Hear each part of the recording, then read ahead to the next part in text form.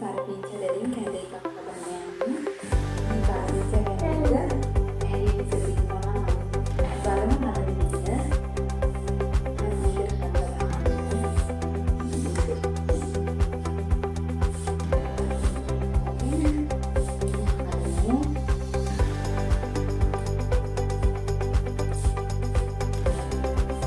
කරපිංච කැඳවලින් ඇඟේ තියෙන තෙල් ගතිය අයින් කරන්නත් හරි හොඳයි. අපි මේ ටික හදලා ඉවර වෙලා බලමු කොහොමද කැඳ එක කියලා.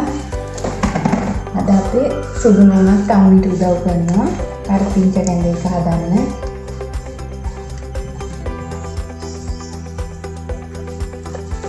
මේ තියෙන්නේ ලාවට දළු වගේ තියෙන කරපිංච ටිකක්.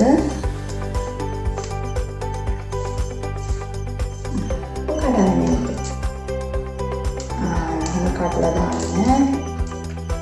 good.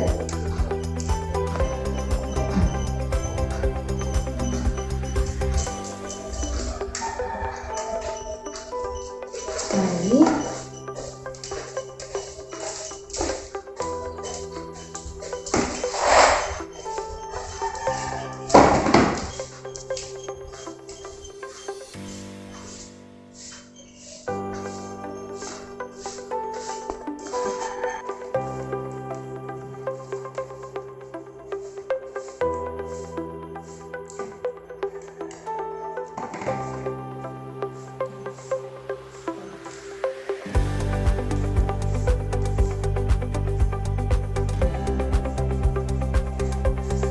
මේක සුද්ධ කරන්න. මේක ලේසි. හරි. මේක දාන්න පොඩි ටික. කරපිංච කැඳයකට සුදු ලුණු බිජ දෙකක් දාගන්න ඕන. මේක බඩේ තෙල් තියෙන අයට එහෙම හරිය හොඳයි. බඩේ ඉස්සරහට එනවට එහෙම තෙල් ගතිය අඩු කරනවා. කරන්න.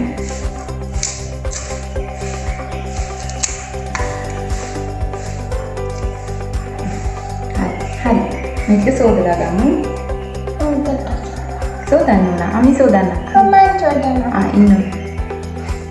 මේක සෝදන්න ඕනේ. මේක සෝදන්නේ. ඔව්. දැන් අමි සෝදන්න. දැන් මම සෝදන්න. හරි. අතේ. සෝදලා ගන්න.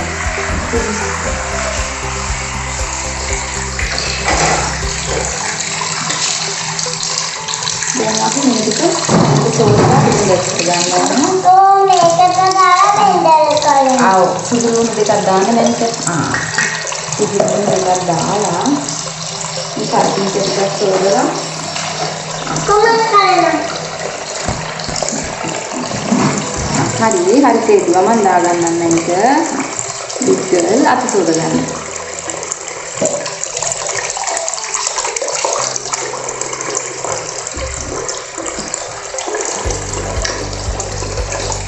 දැන් අපි වතුර දාගන්න ඕන කරපිංච කුල කැඳයකට. වතුර ලීටර් කෝප්පෙන් මේ දාන ටිකක් දාගන්නවා. වැඩි දාන්න ඕනේ.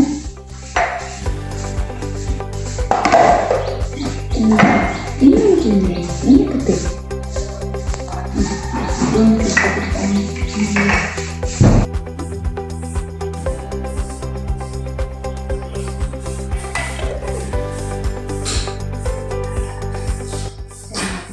Itu blender kan?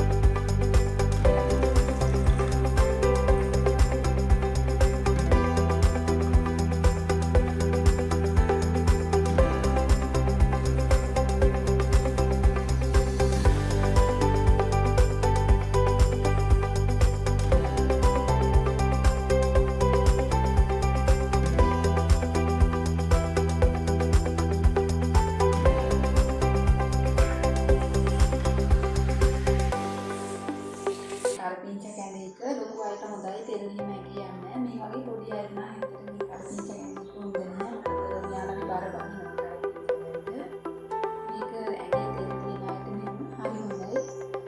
මේ කරපිංච කැඳ එක හදලා ඔයාලා බීලා බලන්න. අපි ආයෙත් අලුත් වීඩියෝ එකකින්